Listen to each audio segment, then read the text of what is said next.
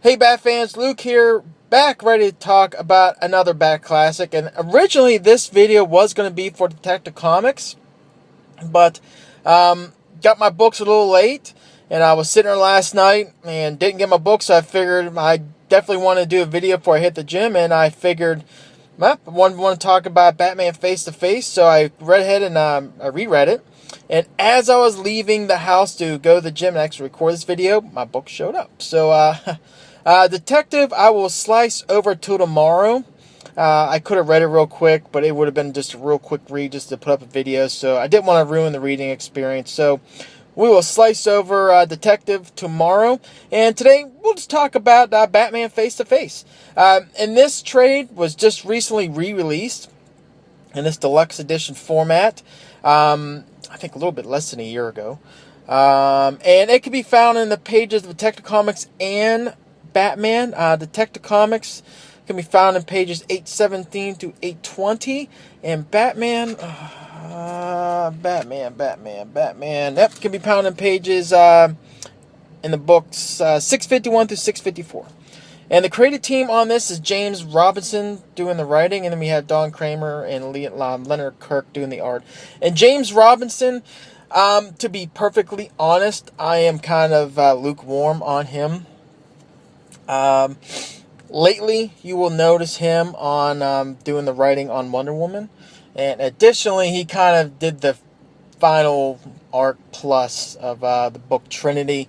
And I'll be honest, when he took over on Trinity, the book kind of really went south. And Wonder Woman, it has its moments where I think it's okay, but it's definitely not as good as Wonder Woman used to be when Rucker was on it during Rebirth. But either way, moving on. So that's a creative team on this. And to be perfectly honest, I thought Batman Face to Face was okay, but I kind of look at it as, ever see one of those movies where it's like you're going through and you're watching the movie and it's like the first 80% of it is just really, really good, but then you get to the ending, it's like a total faceplant. I kind of see Batman Face to Face as one of those types of movies. It is the kind of put things in perspective, the settings in this, Batman Face to Face occurs immediately following the events that occurred during Infinite Crisis. And then Infinite Crisis, what happened, and I'll say that for another video, but toward the end, Superman, Wonder Woman, and Batman, to include, I think Nightwing and obviously Tim Drake, decide to go away for a year to kind of reassess. Because during Infinite Crisis, they really kind of had to have a, what's the word I want to look for? We'll just say a realization that some of the things they were doing, some of the choices they made during that story, some of the things that came about, just didn't sit right with them. So I think the best thing they needed to do was to step away for about a year. So this segues into the 1 year later stories you might hear about from time to time. And that's what it means. It's after Infinite Crisis, Batman goes away for a year and then comes back. And to preface this story, what Batman done while he was gone, he actually let Harvey Dent be the person that kind of took his place to be, Gotham's protector. And in that context, Harvey Dent was kind of cured mentally, and then physically he was obviously healed from the Two-Face thing, as you kind of see in the cover, actually the physical form of Two-Face. So that's kind of the context. So now Batman is back. He's coming back to Gotham. And what we see in the story here is that someone is murdering some of the well-known villains in Gotham. And to kind of give you just a list of those who you will see be killed in this story. You see KG Beast, and obviously spoilers are ahead. It kind of is what it is. This book's been out for a little bit. KG Beast is murdered. We later see Magpie be murdered. In addition to, we will see the ventriloquist, and obviously with association, Wesker. He is murdered. And also, we'll see, I will go to that page if I can find it really quickly. we'll just show right there the actually death scene. I'll get there in a minute. Orca. Orca is murdered. So on those 4 villains, someone is murdering all these, not necessarily high tier villains, but as you kind of see, it kind of goes into their association with the Penguin. And the Penguin, you never see him in the actual story, but he's referenced a couple of times. In addition to, you see some cameos in this story. You see Poison Ivy makes a little cameo in the very first part of the story. Additionally, Mad Hatter shows up really briefly. In addition to Killer Croc shows up. And Killer Croc's part actually segues into the death of Orca, which initially Batman thinks that Killer Croc killed Orca, but actually not. The body was left there, and then Killer Croc, just feeding on some carcass, went ahead and ate up a little bit on that. So you see some cameos in that. In addition, there's 2 little backup stories in here, in this story, Face to Face, and it deals with James Bard. For those of us who don't know James Bard too much, if you remember recently during Batman Eternal, Jason Bard actually had a major part in the story, so you'll kind of see somewhat of a earlier version of Jason Bard. In this case, he's not a real police officer. He's kind of like a detective for hire, a gumshoe. And you do see kind of 2 backup stories that incorporates him. And what Batman does with Jason Bard, he kind of does it with what he's kind of toying around right now with, get ready for some cringe, with Duke Thomas, that, hey, what I do at night, sometimes it gets kind of prohibited for things I can't do during the day, so I need you to kind of do my day work type of thing. So he kind of puts Jason Bard kind of in charge of some of the things that he needs to do while he can't do it during the night. The first one, it's just kind of a setup, but it's a nice little twist in how he actually gets the person that he was hired to actually find the murder of the person's husband, which, plot twist, it was her who killed him.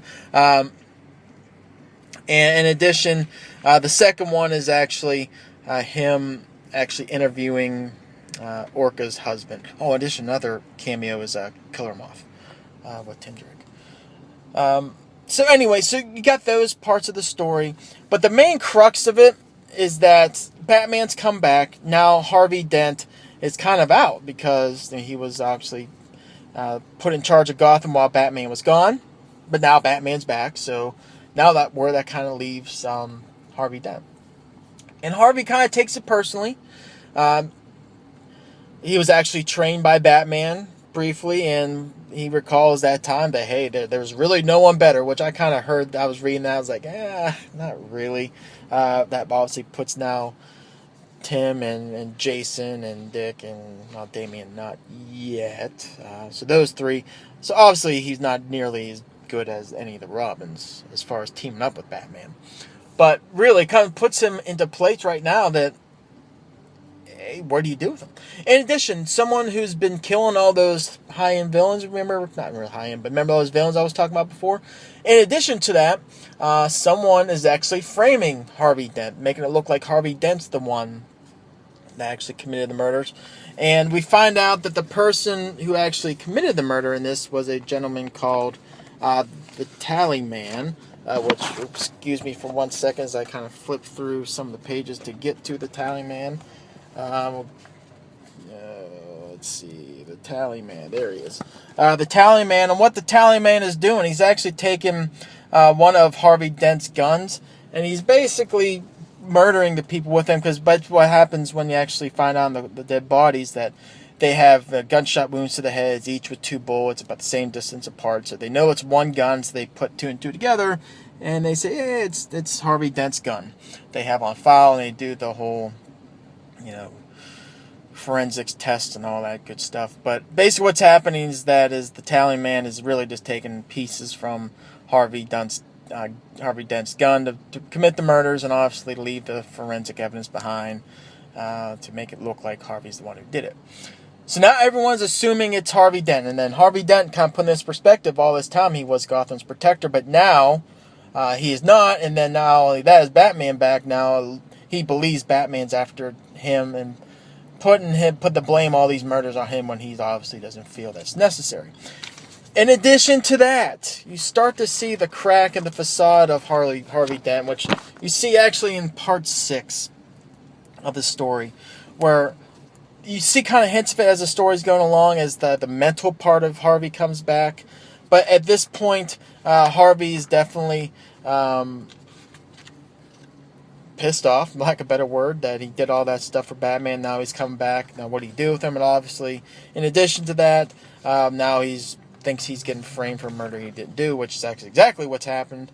But everyone believes that it's Harvey. But what he does, at that point, he does crack, and then you see him revert back to the persona of Two-Face in a way that was done. It was pretty interesting as you see it, where he snaps and then he grabs a bottle of acid. So kind of go away from the court scene we saw in Long Halloween, where he had people throwing it in Harvey Dent's face. But actually now here, Harvey Dent actually pours the acid on his face. He gets the scalpel and actually cuts himself right down the middle to bring back the persona of Harvey Dent, Two-Face. And in addition to that story, you see kind of an underlying theme is that this is also a study of the relationship between Batman and Robin. And you do see kind of a twist toward the very end, where you got to keep in this point Tim Drake's continuity and history in this point. Batman actually makes the decision at the very end to adopt him to be his son, not to be like his ward, like he mentions, what he did with Dick way back when. But he's actually going to adopt Tim to be his son, which was kind of interesting because this is just getting ready to the whole Batman and son story arc is not too far behind this. So kind of putting in context, you kind of see some ground laid for some potential odd feelings between Tim and Damian, but another story. And which brings me to the biggest gripe in this is the ending. All this time, the person, again, the Tally Man, the one who was actually killing all these villains, it just turns out the Tally Man was not more than just a goon for who the ultimate person was that was the one pulling the strings behind this, and it was Great White Shark, who was attempting to become the big criminal mastermind in Gotham and kind of upheave the Penguin. So, and then that's basically the story. Overall, again, I kind of used this as that analogy before about the movie that's like 80% of it is great, then you get the ending and it's just a total faceplant. This one was, that faceplant was epic because, man, the ending, it came out of absolutely nowhere. The whole thing with Great White Shark being the one kind of being the orchestrator behind this was just really, it came out of nowhere, and it made the motive of him wanting to be the person really in charge of the underworld and get rid of the Penguin, which would have been okay, but there was no sort of plot development that even kind of made that a potential link. So it did feel kind of bad as you're reading it, that's the direction that James Robinson decided to go. It really felt like he needed like 3 or 4 more issues to kind of develop that part of the story, and just said, hey, in the last 4 or 6 pages, this. It was, I didn't really enjoy how it ended. I did enjoy the Harvey part. Harvey actually escapes in this, and you see again the dialogue between Batman and Two-Face was actually pretty good. And then again, Harvey Dent, but it goes back to how Batman found out how he came about the person being altered. It was bad. The Tally Man thing, that was it was really insulting to the person actually committing those murders, and then he just a hired goon for the Great White Shark. It was just the whole angle with the Great White Shark. Just really, as you're rereading it again, and the more you think about it, it almost kind of pisses you off. Because the ending was, it felt cheap. It really did in that respect. I did like the relationship, because you've seen it throughout kind of how Batman thinks about his relationship between him and Tim in this, and even the Robin moniker itself. So that was a plot that I thought Robson did a very good job of weaving throughout. Another bad in this, just to be perfectly frank, I thought the dialogue between just Batman in itself just didn't sound right. It didn't seem like Batman at all. It just, I'm not going to say cold, it's just real stoic and just didn't have, I just didn't think that Robson had the right feel for the Batman character. Sometimes with his actions I thought he did, but just the dialogue, it just sounded just off as you're kind of reading it. I also would have liked to seen a little bit more of the backstory with Bard, to be perfectly honest. Well, I did like I like the two. I mean, the only problem is there's only two of them. The first one was really good. I like the little twist of, the person who hired him to find the murder of the person's husband turned out to be the person who actually murdered her husband. It's just how Bard kind of twisted that at the very end of that story was friggin' awesome. Again, the one with Orca's husband, I thought that was pretty clever too, but it just kind of left like felt like a giant plot twist that they didn't kind of close out in the end. I did enjoy again the cameos we had. The cameo by Two-Face. Killer Croc I thought was the best of the cameos. Poison Ivy's, while it might not have connected to the story much at all, it did kind of welcome back Batman into the fold, and her motives behind why she was doing what she was doing made sense, and overall I thought it was pretty good. To be honest though, the cameos by Mad Hatter was kind of vague, and the one with Firefly, to be perfectly frank, was I think just a way to kind of segue, put a little spotlight on Tim Drake, to be frank. And as you read it, you'll get what I'm saying. The art in this, I thought the art was good. I think sometimes the art was actually really good, really dark. And the designs were great. But then you've seen some where it just looked like the facial designs, again, were a little off. Some of them, like for Batman, just looks really stiff and rigid. And some of the detail, while some panels are great, some of them, I think, it just kind of skipped down some details that kind of maybe to kind of push it over the edge. Again, there's just another one of Tim. I mean, it's a great picture, but it looks just really stiff and it just misses some detail. By far, it's not bad art. And the actual cover art by Bianchi, I believe, as you see the actual couple pictures of the cover arts, if you actually seen the single issues, they were great. So the art itself, again, I don't think it's anything to complain about, but there's some issues within it. As you're looking at it, you'll kind of pick up at it. But all in all, I think though, I think the writing just kind of got to take one on the chin there. It's again, the ending was just bad, to be perfectly honest. This had the potential to actually be a really good story if landed correctly, and I just think Robson kind of flopped, to be perfectly honest. That said, it's an interesting story. Would I recommend it, though? In this format, it's tough. In this deluxe edition, you see the cover price being $34.99. Not necessarily too big of a fan of that. And I think the trade before, definitely kind of hard to get across. But I will say, I mean, these ones, for the most part, this might be one I'd recommend definitely you get it. Get it in singles and find it in the dollar bins. The single issues are not hard to come across. I just find it kind of hard to recommend spending $35 on a hardcover deluxe edition for this story, mainly because of the ending. If the ending was anything better, might see the recommendation go a little differently. But because the ending was a complete and utter flop, I really can't recommend someone paying $35 for this. Only for the Batman completionists out there. So anyway, grade, I'd give this a 2.5 out of 5. Good read. It's the ending that it was insulting. I'm sorry. But anyway, that's my thoughts on this book. Hit me up in the comments below what you thought about it, and we'll bat chat, and we'll go from there. So until the next video, which will be Detective Comics. Take care.